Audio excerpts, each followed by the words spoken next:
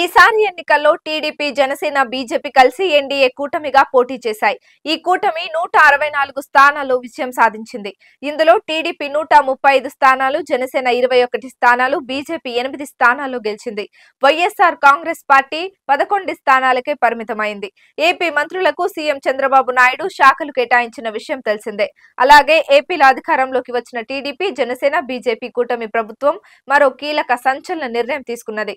ప్రభుత్వ కార్యాలయాలు, ఆఫీసుల్లో సహజంగానే సీఎం ఫోటో ఉంటుంది. ఈసారి టీడీపీతో పాటు కూటమి ప్రభుత్వం ఉంది. జనసేన అధినేత పవన్ కళ్యాణ్ డిప్యూటీ సీఎం గా ఉన్నారు. ఈ క్రమంలోనే సీఎం చంద్రబాబుతో పాటు డిప్యూటీ సీఎం పవన్ కళ్యాణ్ ఫోటోలు పెట్టాలని ప్రభుత్వం నిర్ణయించింది. ఈ మేరకు అన్ని ప్రభుత్వ కార్యాలయాలకు ఆదేశాలు వెళ్లాయి. చంద్రబాబు, పవన్ కళ్యాణ్ ఇద్దరి ఫోటోలు ఇక ప్రభుత్వ ఆఫీసుల్లో దర్శనం ఇవ్వనున్నాయి. ఈ మేరకు ఐఎన్పీఆర్ అధికారులు తక్షణమే చర్యలు చేపట్టాలని సీఎం చంద్రబాబు సూచించారు.